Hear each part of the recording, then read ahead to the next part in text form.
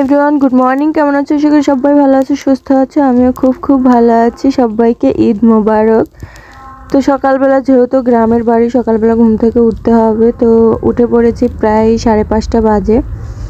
তো উঠে বাইরে প্রচুর অন্ধকার, আর আজকে গায়ে ধোয়াতে হবে সকালবেলা। অনেকে যেহেতু সেমাই রান্না করবে, দুধ চেয়েছে, তো তাদের জন্য তো আমাকে ডাক দিল। তো সকাল সকালেই ঘুম থেকে উঠে পড়ে গোয়ালের লাইটটা একটু অন করে দিলাম, আর এখান থেকে এই গায়ের থেকে দুধটা ধোয়াইয়ে নিতে হবে। তো ওর জন্য একটু বালতি নিয়ে নিলাম, বালতির সঙ্গে একটু পানিও নিয়ে নিলাম, যেহেতু উলান টুলান ধুয়ে নিতে হয়, পরিষ্কার করে নিতে হয়, ওই জন্য তো এনে দিয়ে দিলাম। আজকে আমার হাজব্যান্ডই গায়েটা ধোয়াই নেবে সকালবেলা, যেহেতু আরও কাজ করতে হবে। তো আব্বু আছে আমাদের সঙ্গে, সবাই উঠে পড়েছে। তো এদিকে যে আমার হাজব্যান্ড গায়েটা ধোয়াই নিল, আর বাহিরটা দেখো কত সুন্দর লাগছে। আর ঈদের দিনটা কিন্তু খুব ভালোও লাগে। অবশ্য এখানে অতটাও ভালো লাগে না, কারণ গ্রাম তো।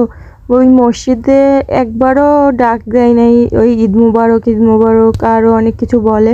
তো ওইগুলো শুনলেই না মনে হয় যে আজকে ঈদ।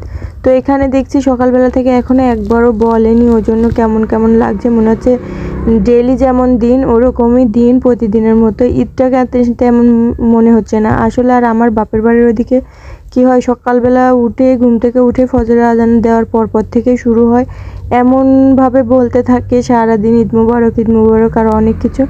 তো তখন ওই মনে হয় যে আজকের দিনটাই ঈদের দিন।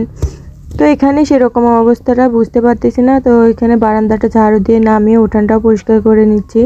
আর এইসবগুলো না করলে আর সকাল সকাল যেহেতু রান্না চুলায় দিয়ে দিব। আর এখানে আমাদের হচ্ছে ঈদের দিনের জামাত হচ্ছে সকাল 8টার সময়। তো আমার 7:30টার মধ্যে সমস্ত কিছু কমপ্লিট করতে হবে। তো ওই জন্য হচ্ছে আমি সকালে ঘুম থেকে উঠে পড়েছি। এদিকে সবাই যার যার কাজে ব্যস্ত হয়ে পড়েছে। কেউ গরুর গোয়ালে গিয়েছে, কেউ হচ্ছে ঢেঁড়স সিদ্ধ করবে। আর এখন কি হয়েছে, ঈদের সময় কেউ ঢেঁড়স নিচ্ছে না। তো 3 টাকা 4 টাকা করে কেজি বিক্রি করা হচ্ছে, মানে যাদের ঢেঁড়সের গাছ আছে, তো ওরা বাড়িতে গরু আছে, তো ওই জন্য হচ্ছে কিনে নেওয়া হয়েছে, যাতে সিদ্ধ করে গরুকে খাওয়ানো হয়। তো ফার্স্টে হচ্ছে যে এটা দিয়ে গুড় বানানো হয়, ওই ড্রামটা নেওয়ার চেষ্টা করেছিল, তো ওটা নিল না। আরও একটা আমাদের এক্সট্রা ছিল, যেটা দিয়ে ধান সিদ্ধ করা হয়, ওটা একটু হচ্ছে হয়ে গিয়েছে, মানে ছিদ্র হয়ে গিয়েছে, কানা হয়ে গিয়েছে। তো ওটাতে বললো যে আটা দিয়ে দিলে সিদ্ধ হয়ে যাবে। তো ওখানে সিদ্ধ করতেছে ওরা সবাই ঢেঁড়স, আর আমি এদিকে চলে আসছি দুধটা পুড়ে দিতে, কারণ অনেকে চেয়েছে। আর দুধটা পুড়ে না দিলে আর আমি যেটুকু ভাজবো ওইটুকু দিয়ে আমি হচ্ছে সেমাই রান্না করব। ওই জন্য তাড়াতাড়ি করে দুধটা পুড়ে নিচ্ছি। যতটুকু বাঁচবে ওইটুকু দিয়ে আমি আপাতত হচ্ছে মানে সেমাইটা রান্না করে নেব। তো এদিকে 2 কেজি আমার পুরা হয়ে গেছে, আর 1 কেজি নিচ্ছে, কে নেবে জানি না। তো আমি 3 কেজি পুড়ে রাখছি, যতটুকু থাকবে আমি জাল দিব, আর যাকে দেয় তাকে দিয়ে দিবে। তো অনেকে চেয়েছে, বাড়ির পাশের একজন চেয়েছে, আরও একজন চেয়েছে, তো ওদেরকে দিয়ে দিয়েছে। আর আমি যতটুকু বেঁচেছে, আর আমার বাড়িতে বেঁচেছে প্রায় 3 পোয়া মতো। তো ওইটুকু দিয়েই হচ্ছে, বাড়িতে তো অত বেশি সবাই মিষ্টি অত ভালো পছন্দ করে না, আর সবাই তো অত খাবেও না। আর আমি একসঙ্গে খিচুড়ি গোশ সমস্তটাই একসঙ্গে রান্না করে ফেলবো, বেশি দেরি করব না। আর আমি রাত্রে সমস্তটা রেডি করে ফেলেছিলাম, থালা বাসন, তারপরে লুচির জন্য ময়দা, এদিকে আবার হচ্ছে সমস্ত বাটা মশলা করা, যত পেঁয়াজ রসুন ছিল, তো সমস্তটা আমি আগে রাত্রে রেডি করে রাখছিলাম, যেহেতু একা হাতে সমস্ত কিছু সামলাতে অনেকটা দেরি হয়ে যাবে। আর এখানে আমি হচ্ছে চালের আটা সেটা সিদ্ধ করব, ওটার জন্য একটু পানি দিয়েছি, আর একটা দুধ দিয়েছি এক চুলাইতে, ওটাতে বলক দিয়ে দেবো। আর এখানে আমি কিছু কিশমিশ দিয়ে দিচ্ছি, কিশমিশ দিয়ে দিলাম, তারপর বাদাম দিব। বাদামটা একটু আমি টেলে নিব, আমাকে কাজু বাদামটা আনেনি, হচ্ছে নর্মাল যে হচ্ছে পেস্তা বাদাম ওটা নিয়ে আসা হয়েছে, তো ওই জন্য হচ্ছে ওটা একটু টেলে নিব। আর এদিকে ওদিকে ছুটাছুটি করছিলাম, যেহেতু জায়গায় হচ্ছে ছিল, চিনি ছিল না, ওই হাতা খুন্তি কোনোটাই ছিল না। তো জায়গায় ওই খুঁজে নিয়ে বেড়াতে হচ্ছিলো, আটাটাও ছিল না। তো সমস্ত কিছু আমি একভাবে নামিয়ে নিইনি। তো এই যে ক্যামেরাম্যান পিছনে, ওই জন্য নিজে রান্না করতেছে, যে খালি মানে কেউ নাই রান্না করার, একাই রান্না হয়ে যাচ্ছে। তো এদিকে এই যে লুচিটা ভেজে নিলাম, এখানে সিমাইটাও হয়ে গিয়েছে, আমার এক সাইডে পাতিলে পুড়েও গিয়েছে। আর যেহেতু গ্রামের বাড়িতে হচ্ছে সবাই এক কাজে ব্যস্ত থাকে, তো ওই জন্য একসঙ্গে কেউ খেতে পারেনি। তো যে যেভাবে আসছিলো তাকে সেভাবে খেতে দিয়ে দিলাম। আব্বু খেয়ে যে বেরিয়ে পড়েছে, আর আগেও 2জন চলে গিয়েছে।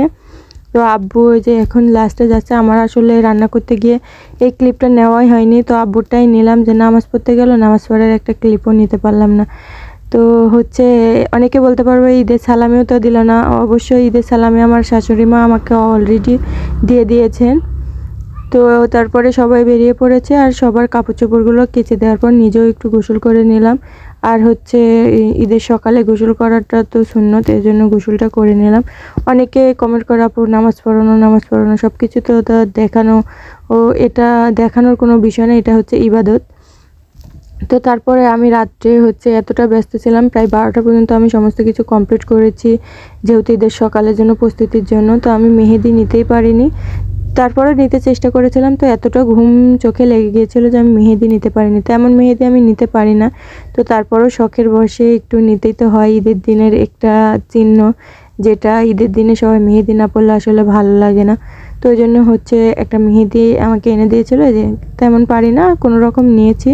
যাই হোক, কেমন হয়েছে কমেন্টে জানিও। তারপরে সবাই মিলে নামাজ পড়ে চলে আসতে, তো একসঙ্গে খেতে বসে পড়েছি। আর আমি আজকে খিচুড়ি রান্না করেছিলাম, সেমাই, লুচি, আর তার সঙ্গে মহিষের গোশত। তো গতকালকে যে হচ্ছে ইয়ের গোশতটা নিয়ে আসছিলো, গরুর গোশতটা, সেটা নিয়ে আসা হয়নি, কারণ ননদরা গতকালকে আসবে, আগামীকালকে সরি। তো সেদিনকে সমস্তটা রান্না করব। তো আজকে যেহেতু আগের মহিষের গোশত ছিল, সেটাই আমি রান্না করেছি। আর তার আগে তরমুজ কেটে দিয়েছিল, কারণ এই গরমে ঠান্ডা ঠান্ডা ফ্রিজে ছিল, সেটাই তরমুজ খেতে চেয়েছিল। তো আগে তরমুজটা কেটে সবাই মিলে মানে খেয়ে নিলাম। তারপরে খাবো খিচুড়ি, তার সঙ্গে ধানের আটার রুটি আর গোশত। তো সবাই মিলে খেতে বসে পড়েছি। তো ভিডিওটা আজকের মতো এই পর্যন্তই। আর ডেইলি ব্লগটা, এই যে ঈদের সকালের গ্রামের ঈদটা কেমন, সেটা তোমাদের সঙ্গে শেয়ার করলাম। আশা করি কেমন লাগবে, ভালো লাগবে কিছু খারাপ লাগবে সেটা কমেন্ট বক্সে জানিয়ে দিও। তো আমি সবাইকে পানিটা এনে দিয়ে দিলাম। ভিডিওটা ভালো লাগলে লাইক কমেন্ট শেয়ার সাবস্ক্রাইব করে দাও।